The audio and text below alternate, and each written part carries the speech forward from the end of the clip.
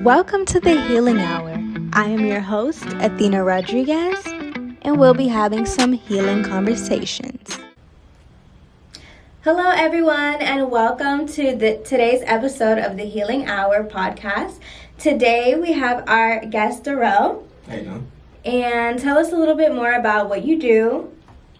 Okay, well, first off, she said my name. My name's Darrell. I'm a social media manager. I help people grow their Instagram accounts to monetize their passion. I mentor kids. I write books. I pretty much do anything when it comes to like what I love to do. And I just figured out how to make money from doing it. So I'm trying to teach other people how to do that as well. Okay, awesome. So tell us a little bit more about your businesses, because you are a coach and a teacher. Yeah.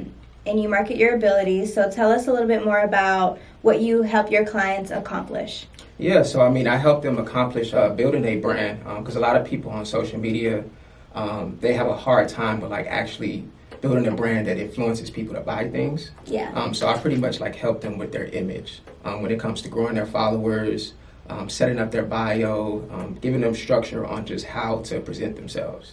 Because I know that, when I was first starting off, I really didn't have a good feel of how I wanted to look on social media. Mm-hmm. And that's like the biggest thing right there is a look, because that's what's going to influence people to work with you.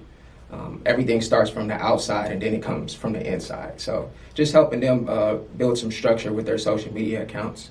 I'm also helping people ghostwrite books. So I help them write, I help them publish, I edit the books, things like that. When it comes to just what they love to do, I'll help them do it. Awesome. So tell us a little bit more about like imaging, because that's something that building my brand that I needed more coaching on. I'm still developing my brand and my image. So I guess like what do you think would be the most important aspect of building a recognizable brand? Yeah, so when it comes to like image on Instagram, you always want to start off like, so I specialize in Instagram, so I'll probably speak about that more. The followers are really key, because there's a lot of people in real life, they have real value that they add. They change people's lives behind the scenes, and people just don't feel that energy on Instagram. So like, working on getting more followers is like really key. And then also just like using your voice more, which is what you're already doing. Because people want to hear that. They want to hear that human aspect of who you are. Sometimes people can get lost in images. They'll go to somebody's account and they only see that they have like these images, but I never hear your voice. I never hear how you sound. And that greatly influences people right there. So, making sure that you always have new people following the page too, because if you depend on the same audience, you almost feel like you're being stuck and you're at a standpoint. But when you always have new people coming to the page, they kind of affirm that you're doing what you need to be doing.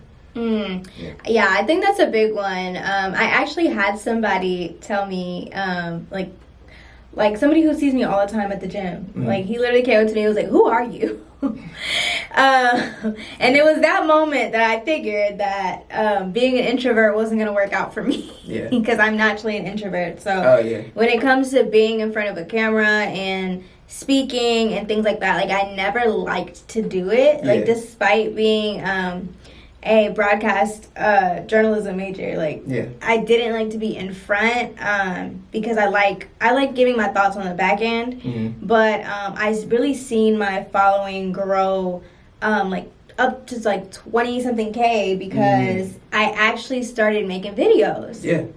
And I'm like, oh, that's all it took was just to make a couple of videos so people could get a feel of my personality. I didn't know that was so important when making your brand. No, it really is because and a lot of people on Instagram, they'll have these business pages, right? And they like, I'm trying to grow my business page, but their business page only has like a logo. And I always tell people, like, people are not trying to buy the business first. They're trying to buy the person. So if they can identify the person behind the brand, that's how they can get a good feel of like what you're really finna provide. Because they want, like, social media is all about trust. Nobody wants to do some business with somebody and then get scammed. So when they have a good image of the person, they can hear your voice, then it's almost like they know you. Mm-hmm. So it's like very easy to say, you know what, I want to work with you. I want to be on your podcast. I want to buy something from you. Just because you already gave them a good feeling of who you are before they even actually met you. Right. So what do you think is like how do you grow your following? Because I think we could all use that advice to kind of take our brands to the next step. So how do you get to that next step? Yeah, so I take the old school approach when it comes to marketing. Because when I was working a 9 to 5, I was working at a night job at IHOP, and I was also a carpenter. I had a lot of experience in marketing for my internship, and I wanted to use that in my business. I didn't want that to just go to waste. So I really had to learn about marketing and sales. Like I did not know about those words, even branding. I did not know about those words. So the main approach that I took was to give more to receive more. Right? It's kind of like the old school concept. Like if we didn't have social media today, I would have to go out and knock on doors. I would have to post flyers, probably have to pay for a billboard. That's what marketing is. It's about getting in front of somebody's face and getting them interested with what you're doing. So that's the approach I take on social media. What I do is that I send out supportive invites on Instagram, because that's the only thing that's kind of missing is the invite button. You got the follow button and you can just like follow, but there's no type of like organic engagement in the middle. So if people just see that you're following, then that's all that they want you to do. That's all that they expect you to do is just follow. So what I do is that I'll find some accounts. Let's say if I wanted more followers coming from the Houston area, I'll go to places on Instagram, type in Houston, and then I go to the most recent section. And you can see that all of those people that post in that section post like 1 minute, 2 minutes ago on Instagram. What I'll do is that I'll send out at least 150 through 200 supportive invites, inviting them back to my account. So what I do is I support their accounts. So I don't wait for them to come, like my pictures, comment on mine. I'll leave a supportive invite and I'll comment on theirs. And then behind that, I'll leave an invite saying like, hey, let's follow each other. Now, if you only do that to like 5 or 10 people, it's not going to really build traction. But if you do that to at least 150 through 200 people, all of those people see you in real time and they start to discover you in real time. And that's what marketing is about. It's about being discovered. If you're just posting on Instagram, you're probably posting to the same people because the algorithm is not trying to push your content out there. So I just take the approach on inviting new people to my page and always making sure I have new people discovering me every day. Okay, that's actually, I never thought about that before. Yeah. I guess that does make sense because whenever I tag a geotag, I find that I get like random like people from that area from traveling. Yeah. So yeah, I guess that does. So in terms of like you and your students and what you teach them, what are some no-nos when it comes to like once you actually get those followers to maintain them? Yeah, so I mean some no-nos. How can I put it? Some no-nos. So some no-nos is that you want to make sure that you're always, because the algorithm is like this. You can have 10,000 followers on Instagram, but if you only have at least 100 people or 200 people watching your stories and liking your pictures, your content is only going to show to them. So the thing that you want to do is you don't want to not engage with the people that's following you, because those people have to see your content, or they're just following you and they're not showing it. So always engaging with people, finding somebody to engage with. A lot of times on social media, we can just sit back and just feel like we just want to receive comments, receive sales, and you have to go out and actually put in work. So a big no-no to me is not providing the value that it takes to get them interested. Whether it's like, having a podcast, making a video, doing little things that bring people into your world. A big no-no to me is only posting photos. Just photos, because that's not a human aspect of the business. People are not buying photos, they're buying you. So I think that's one of the biggest no-nos when it comes to it. And then also like blurry pictures and blurry content, things that just don't just hit right, Hire a photographer or go buy a camera. But the last thing you want to be doing is posting like, bad quality images, but then you have this real value in real life and you're providing that value and it's helping people, but you just look like very small and very crusty on social media. Like not crusty. Crusty, I mean, but I help people with that. They're not crusty in what they do in real life. But it can come off like that on social media when... I know exactly what you're talking about. I've seen some crunchy photos. You know what I mean? So I think those are the two big no-nos right there. Oh, yeah. And then so also like with so how do you convert following, because you can have like a huge following, and then not get people to actually get or buy your products or enroll in your programs. Yeah. So how do you convert followers to dollars? Yeah, so like I said, I take the approach on like, give more to receive more. So a lot of people on Instagram, they don't use the direct message button, right? They wait for people to message them. And this is just my approach. There's plenty of social media managers that can tell you differently. But with me, I take the approach on DMing people. Right? If I see that they're actively online, they post 1 minute ago, I know if I send them a DM, most likely they're going to check it within that day, because they're already online and people are always checking their DMs for new opportunities and new things, new people that they can work with. So what I do is that I'll send out like maybe 50 or 70 messages to my target audience each day. Not something that's like real salesy with like $50 or saying like, oh, this is how much it costs, but just checking, are they interested? Right? Are you interested in what I do? Or, hi, my name is Darrell. I do this. I build websites. Let me know if you're interested. I send that out to people. And boom. If somebody responds to me, I instantly try to get them on a phone call. Because when you're typing to them, sometimes people can still get lost in thinking that you're a scam, because people are just taking people's accounts on social media these days. So I try to get them on a call. And once you get somebody on a call, it's very easy to like actually convert them, because now they're in your world. Now they feel your energy. And if you have that real passion and you have like, that drive and you love to do what you do, they're going to feel that. They're not going to be asking about your resume. They're not going to be asking too much about like the people you work with. They're going to be sitting there and actually allowing you to teach them and allowing you to like, show your expertise at what you do. So I think that going to the people, if you have a target audience, let's say they're in Houston, let's say that they're nothing but women, sending them direct messages, send out 50, each day, and let them be interested before you actually try to sell to them. That's marketing. And then get them on a call, take them through your sales process, and that's how you convert them to dollars. Mm-hmm. So, do you do any work with influencers? Yeah. Okay, so how would you, what's the advice that you would give to, say, a micro-influencer or an aspiring influencer on how to really get brand deals and capitalize off of their image? Yeah, I mean, brand deals. So, that's a good question. Brand deals. So on social media, appearance is very big. People need to feel like you're the best at what you do.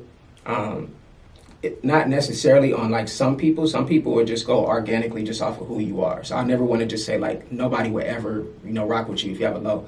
But you want to make sure you have a high image. Like people can really feel like, okay, this person is like really big. Like they got 70,000 followers. They got a verification mark. Look at their photos. They're all crispy clean. They got videos. I can hear their voice in them. All of those things are first appearance. It's almost like, you're going into a job interview. And they're telling you like, hey, we want you to come up here and because we like your resume. But if you get up there and like you have stains on your shirt, you got, baggy jeans on, a hat that don't even just, match what you're doing. Everything just looks like out of order. They're not going to hire you based off of your appearance. That's just how it is in life. So having that high image, making sure that like you have that type of following. And then also like sharing the things about you, because I think that on social media sometimes we share the things that other people want to see, but then we need to share things about ourselves that other people want to see, because they may not have that aspect of who we are. Because a lot of conversations and things we do is behind the scenes, so they'll miss that special quality about who you are if you don't share that. So I think that making a lot of reels, because reels on Instagram is what's pushing everything. They stop kind of, in promoting videos, but making reels and just being as creative as possible. So how would you go about like reaching out to like a big brand? Big brands? Big brands. So how I would take the approach if I wanted to work with a brand, what I'll do is that I'll go to their account, I'll like a couple of their pictures, and I'll send them a supportive invite. I'll be like, oh, I love this page, let's follow each other. I'll do a lot of giving because these brands don't know us. So we have to put ourselves in front of their face. There's so many people that want brand deals, but they're just sitting back and waiting for them to come. So if you identify a brand that you want to work with, see if they have networking events in the city. Go out there and just show up. Just talk to a couple of them, because you never know what that conversation is going to lead to. But a lot of times when we're trying to get brand deals, we wait on the brand to come to us. So if we can get in front of these brands, if they have like a you know, like an event in the city, maybe it costs $20 or maybe it's free. Going out there, you know, making sure that your appearance is correct, and step into those people that you know is the CEO or the people that's like the creative director, getting in front of their face and actually pitching to them and letting them know, I want to work with you. I think that that's all it really takes when it comes to working with people. So how would you like set yourself apart? Because like, I mean, you can go to a brand and like, okay, like I know y'all see I'm cute, you know what I'm saying? But how do you stand out? Because there's a bunch of cute people. Yeah. Like, and there's a bunch of people with a bunch of followers. So how do you make yourself stand out to where, okay, like I want to work with you, I want you to influence for our brand? Yeah, I mean, showing that love that you have for the brand that you're trying to work with, you have to show that. Like going up to them and just like, hey, I want to work with you. How do I do it? It's like, okay, everybody says that. But like, you know, sharing your story, sharing like the things that you're really passionate about, because that's what people buy. When it comes to brands, there's so many brands that do exactly what the next person does. So if people only buy when they feel like, okay, this brand has more love when it comes to it. They're way more passionate. They're way more articulate at how they put themselves out there. They're just way more structured. So I would say, like, if you're getting in front of a person, showing them how much love you have for what you're trying to do. I think that's what separates you. If you just go in and just like feel like you're entitled and they're just going to give it to you, then they'll start to look at you like everybody else. But when they start to see you talking to them passionately, you're sharing your story, you probably talking to them about things that you've noticed about their brand, I think that they kind of see that passion, and people always want to work with passionate people. Yeah. That makes sense. So, so again, like, what made you start to assess your skills and decide that they were up to par enough to sell them? Because I know a lot of people have very valuable skills that they don't necessarily feel like they're confident enough to monetize off of. Yeah. So when did you get to that point to where you felt confident enough to actually monetize off your skills? Yeah, I mean, I got comfortable when I learned about sales. That was like my big turning point when I learned about sales, because I was like, okay, how do I actually, you know, convert followers into dollars? Like, and I had things that I did. I used to do photography. I would build social media accounts, but I'm like, okay, how do I actually get people to want to work with me? And also like show them my skills. So I really got comfortable when I learned about sales, and I learned that like when you're trying to sell something to somebody, you're doing them a favor, because if you never try to sell to them, then they'll never actually get what you have to sell. And that's how everything is being sold in life, is people trying to sell something to you, whether it's commercials, whether it's billboards, whether it's somebody passing out flyers, something is always being sold to you. So when I got comfortable with knowing that sales is a great thing and it's not like a pushy thing or like a greedy thing, I think that's when I started to like really put my skills out there. So once I learned about that, that's what just like made me go and just like no looking back from there. I definitely resonate with that. Like, I definitely have not done the best at actually like the sales part of my business, because I don't want to come off as pushy. So that's something that I need to like get over. So how would you get over that stigma of not wanting to feel like you're pressuring people? Yeah, I mean, just with that mindset, you know, the mindset of like, you know, selling is, you're doing somebody a favor when you're selling to them, because if you never say nothing, it's like they can't get what you what you're trying to add value with. So having that mindset to know like, hey, like this is how the world works. You know, I have to sell, because if I don't sell, then I'm doing people a disjustice. You know, if somebody's trying to get a new car and that salesman is not like, he doesn't have the passion when you're talking to him to sell that car, it's like, okay, you're not going to go to him, and you're almost doing him a disjustice because he needs a car. So you need to push him to get the car. You know, if he comes in and you get his number, call him back the next day. You get his number again, he's still saying that he's interested. Call him again, call him again, call him again until they say, hey, you know, I don't want it. But most of the time, people want that because that's how they're naturally, you know, that's how they naturally have adapted. They need things to be sold to them. So with my approach, if somebody tells me like they're interested in something that I have to sell, I push. You know, if you tell me you're gonna buy something today, but then you don't, the next day or 2 days later, I'm gonna hit you up. Hey, you ready? Oh, I need another 3 days. Okay. Hey, you ready? And like continuously like keeping that interest level up. So having that mindset of like, I'm doing somebody a favor when it comes to selling something to them. Okay, I guess that makes more sense. Like doing someone a favor. Yeah.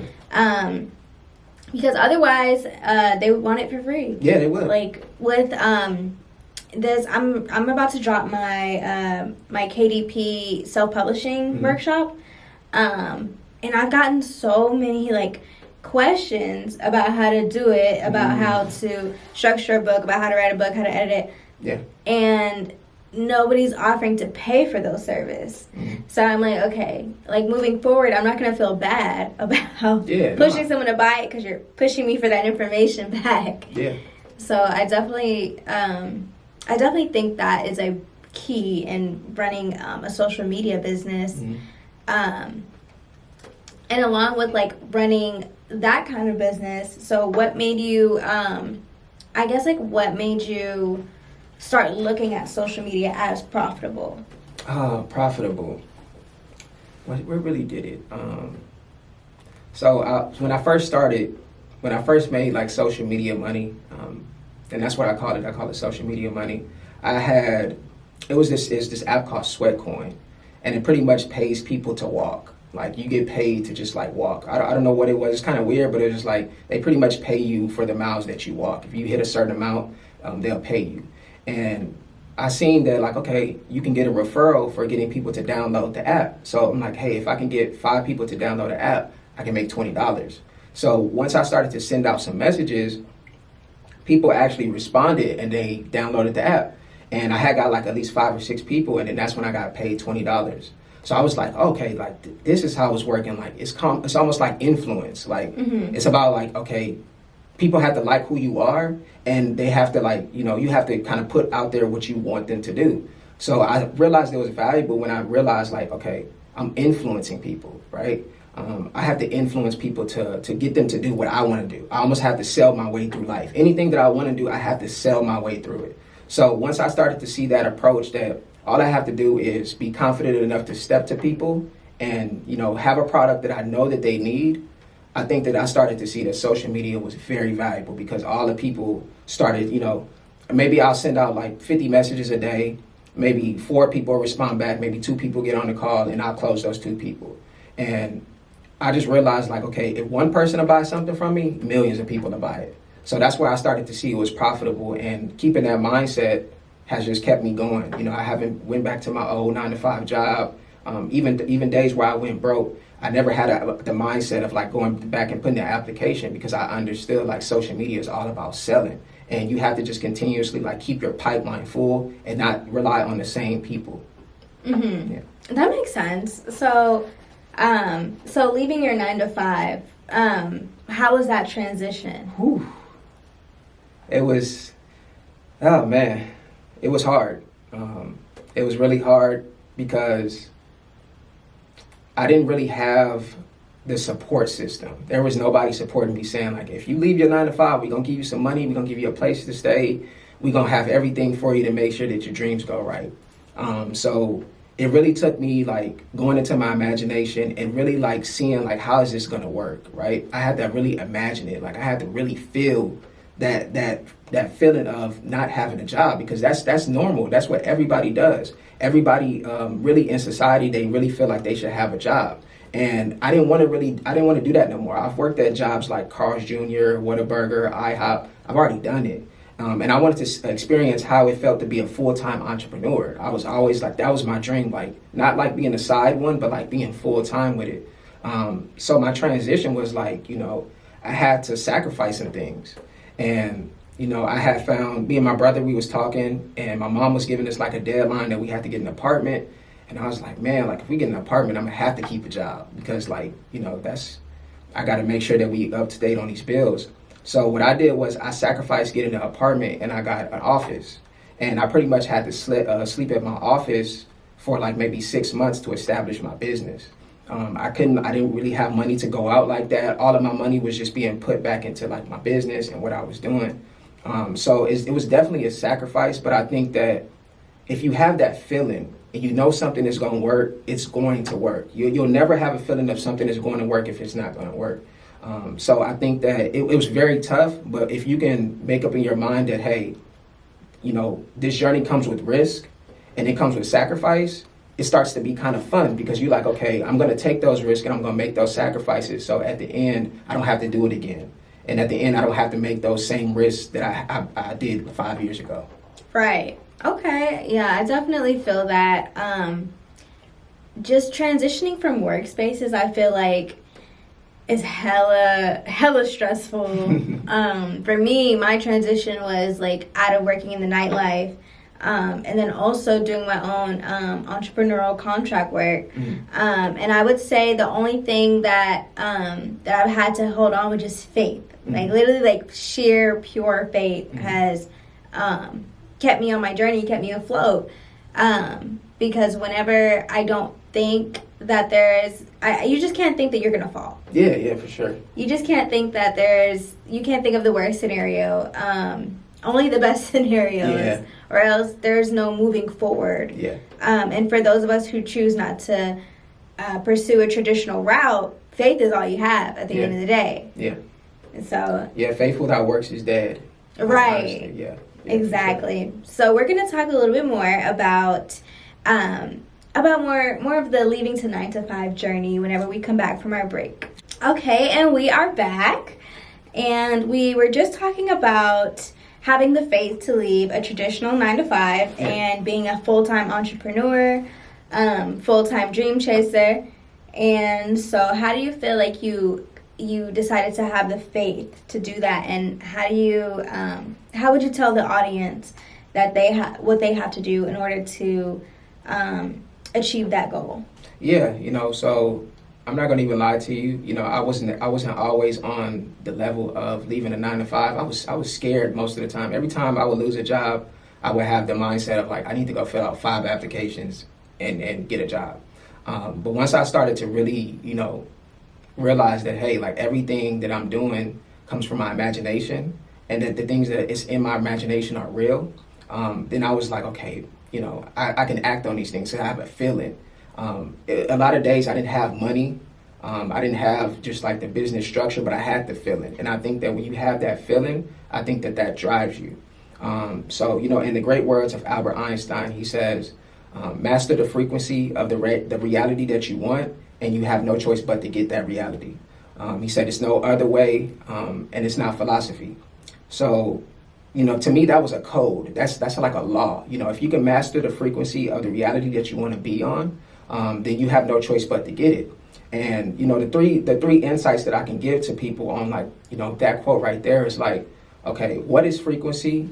Where is our frequency, and how do we match that frequency? Right. So, the frequency that I'm talking about, and what is frequency? Frequency is pretty much like waves or units that pass through time. Yeah. So if you step outside and you feel like the sunlight, you see waves of energy coming down, and you can feel them. If you're in a car, and the sound is on, you can feel waves of sound coming to you. Your heartbeat is beating right now. That's waves traveling through your heart and allowing it to beat. If you walk in a room and somebody is angry, you can just feel that wave of energy of that anger just hitting you. So frequency is pretty much like waves. Now, where is our frequency? Our frequency is in our human imagination, because we have these mental images that are always just being conjured up and just like, being spreaded around. And when we close our eyes, we can actually see them. So those are waves of mental images being pushed out into the universe. They're not just there just to be there. They're actually being pushed out. And then also, like, how do we match the energy? And matching is like the secret right there. Like Albert Einstein said, if you can match the frequency, you can get the reality that you want. So number one, I would say when it comes to imagination, the first step will be to obviously closing your eyes. If you're in a room, close your eyes.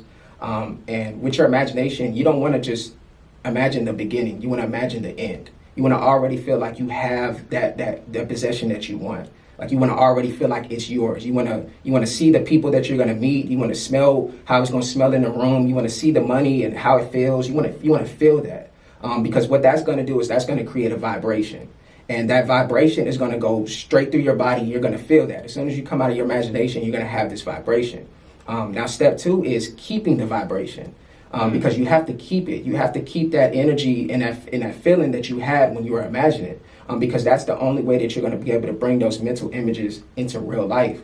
So making sure that you're keeping those energies, making sure that you're keeping that vibration. And how do you do that? You do it by work, right? You continuously work. And that's why they say in the Bible, faith without works is dead, because that's pretty much like the secret right there is work. And most people think like, man, it's so simple, like just working, but working is actually vibration in action. Like it's not necessarily you working, it's your imagination working. But it's just we have a stigma of thinking that we're doing everything and everything is just like on us. But it's really like our imagination that's creating that and that vibration.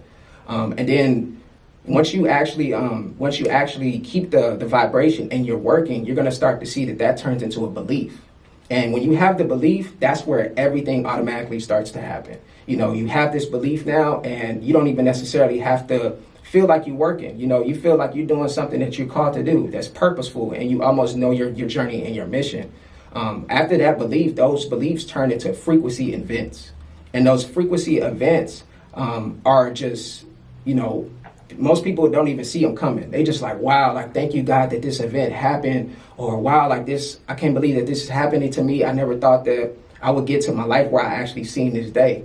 And frequency events are pretty much like events that's happening on one frequency. And there's multiple frequencies that you can be on, but these frequency events, you have to be on these frequencies to actually experience them. They're all connected, but sometimes you can leave the frequency. It's kind of like, you know, if you was in a space like we are now, and if we get Wi-Fi as soon as we come in here, as soon as we leave, the Wi-Fi is going to like disconnect and it's going to leave. So you have to make sure like you're always on that frequency to experience these frequency events. And frequency events are just all about making sure that like you're seeing exactly what you want, right? So frequency events are being led by the beliefs that we have. They're not random. They're not just by coincidence. They're happening because we're on a specific frequency. If I leave here today and I say I want to go get some McDonald's, that's because I'm on a frequency of eating McDonald's. That's not random. That happened because like I'm just used to eating bad, and I believe that I should eat bad. So that's mainly how you take something out of your imagination and you bring it to real life. You have to create new beliefs, and those new beliefs start with like your vibration and keeping that vibration that you had in your imagination. It's definitely like amazing to see like the manifestations that I've seen come alive in my own life just by aligning myself to certain vibrations. Like whenever I first moved to Houston, the apartment that I was looking at when I first moved here, I knew it was too expensive for me, but I went on the tour anyway. And so it's like my first apartment ever, like not even just in Houston, first apartment on my own. And I booked a tour, I touched the walls, I visualized, I took pictures, and I left. Yeah. Because clearly, like, where's the money at? And then, after that, I got an apartment. It was like a studio in Midtown. And when it was time to, like, about 2 years after that, I applied to a bunch of apartments, and the one I got accepted to was that same apartment that I felt, that I took pictures of, that I said I couldn't afford it. Yeah. And it just fell into place. And it was actually, I was able to double the size of that apartment. So I was looking at the studio, and God gave me a 1-bedroom. So he multiplied the square footage, doubled. Yeah. Just based off me saying that, okay, like I was touching the walls, feeling the walls, that these are mine, I live here, I would put this furniture here, my bed goes here, I'm decorating this like this, and eventually it was mine. Yeah, you know, you created that vibration in you, you know what I'm saying? Right. And that vibration has no choice but to be put into reality, right? Exactly. And then you believed it probably, you probably believed that you should have that. Yes. And it was a strong belief, so like. It was. Yeah. I like definitely like coming from, I'm from Boston, so you don't just meet like 20-year-olds with high rises in Boston. Yeah, nah. You're probably looking at like $10,000 for a high rise in Boston, like a month. Like it's crazy. So just being able to do that and being able to, and the gratefulness that followed it helped me multiply the thing that I manifested. Yeah. So because I followed through with gratitude, I was able to manifest even more. And so the next time I moved into a house because I was so grateful. Every day I woke up, I will look around the apartment and say, thank God for my view, thank God for my couch, thank God for my bed, thank God for these seats, thank God for the money that I have every month to pay for this rent. And every month, lo and behold, the money kept coming to pay for the rent. And it was through gratitude that I was able to manifest that.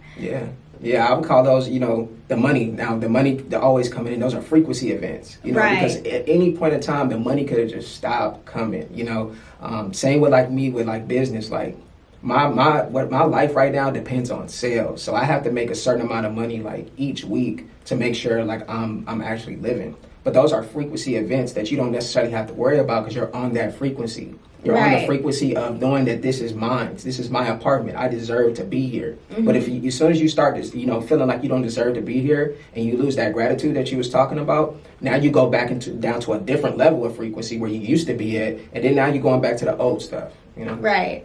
So what are some tips to keep in that frequency? Some tips? Yes. Yeah. So to always take risk, honestly, when you see something in your imagination, you're going to start. So I tell people always to live in the end, because you don't have to worry about the beginning. Everything is going to be shown to you when you live in the end. So doing all the work that you see in your imagination, as soon as you come out doing the work, if somebody's trying to start a business and they're trying to leave their 9 to 5, go ahead and start putting money to a side. Go ahead and start starting up an Instagram page. Go ahead and start reaching out to people and letting them know that you're starting a business, because that keeps you on that vibration, is that work. And working is all about just vibration in motion. If you can keep that, like I said, it turns into a belief. And once you have a belief, the universe just automatically works for you. You're already on that frequency. It's just sometimes we tend to go back to our old beliefs, and we tend to start looking at ourselves from the past, and we start to realize okay, in the past I didn't have that. So you go back to that old belief, and now you're thinking, and now you're putting yourself in a different vibration, and now you're getting the old stuff that you used to get. So I would just say always working. Never stop working, no matter if you think that you're working too hard, because what you're doing is that you're creating that vibration. You're making sure that you're keeping that vibration, and it's not just you have it one day and then the next day you don't. So I would just always saying finding new things to work on and finding new people to work with that are on the same level and the vibration that you're on, so y'all can keep each other accountable. I think one thing I struggle with too is when things aren't going my way, how do I stay in that frequency? Because lowering your frequency will make a bad thing worse. Yes. Immediately. You ever heard if it's not one thing, it's another? Yeah. So it's when it rains, it pours. But it starts pouring because you decreased your consciousness, you decreased your vibrations. Yeah. So now you're receiving all the bad things that you didn't want. Yeah. So it's been a real journey for me to escape pessimism. Yeah. And just kind of not focusing on my reality and living in my future. Like you said, living in the end. Yeah. Because living in your now will put you in that low vibration, I don't have this, I don't have that. Yeah. Your senses, you're going off of your senses, and you're trying to affirm that, okay, since I don't have it, and I'm looking around and I don't have it, and that's true. But like I was saying, everything starts from the inside, and that's why I talk about imagination, because there's this illusion that everything is happening on the outside. Once you feel like you have something on the inside, then you have it. But It's all about staying in that vibration and standing it long enough to create a belief. Mm-hmm. And then that belief puts you on the frequency of the people and the places that you need to be in. So with you, if you're having trouble with that, always going back into your mind and living in the end again, because sometimes we have to go there. There's some things that maybe people, they put us out of place and make us feel it's not coming, or maybe we have something that happened in our life to make it seem like it's not happening. Going inside of your imagination and if I can see it and I can feel it, it's mine. Nothing on the outside can tell me, because everything starts from the inside. Right. Yeah. No, that's definitely super important, is to not focus on your surroundings while you're trying to manifest the life that you want. Yeah. And so as being a non-traditional worker myself, that's been the thing that I have to just ignore. Yeah. I just have to keep a blind eye to it. Okay, that happened, okay, next. Yeah. not living in the now, but living in I'm gonna be okay, like, and affirming that I'm gonna be fine. I'm gonna be just fine. If I take that risk. So definitely. And then, so I guess, like, before we end the show today, I do want you to go over of how we can reach you, and what products we can buy from you and things like that. Yeah, so you can reach me on Instagram at Darrell Reels, Darel Reels. And then also, like, if you're ever trying to buy something from me, feel free to reach out to me through DMs. I'm always on there. Like, I'm always on Instagram. That's like my main platform. And when it comes to just like working with me, the products that I sell is that I sell organic services. When it just comes to growing somebody's account, like their following, I pretty much take over as a social media manager, and I help them grow the followers themselves. You know, and I also play the role as an engagement coordinator when I'm managing the page. So if people are hitting you up, like, you know, responding to comments or liking on your pictures, I'll go in, I'll like their pictures, I'll send comments back. You know, I'll do everything that it takes to keep them in the algorithm. When it comes to my books, you can go to Amazon and type in Darrell Johnson. My name is Darel, so you can type in Darrell Johnson, and then 2 books will pop up. It'll say Activated and Instagram Power Strategies. You can order those to your house. If you get the book and you DM me saying that you got it, just reach out to me, and I'll most likely try to teach you over the call, because I understand, like, you know, knowledge without implementation is meaningless. So that's how you'll work with me. It's like you can either DM me and say, hey, Darrell, I want you to manage my page. I'll get you on a phone call, and then we'll talk about just, like, you know, the structure of how we're going to go with it. Or you can go to Amazon and you can buy my books, and, you know, feel free to reach out to me for teachings. Okay. Yeah. Thank you so much for sharing that with us. Yeah. And we hope to connect with you further. Yeah. And thank you so much for being today's guest on the Healing Hour podcast. Yes. So, thank you, everyone. That was it for today.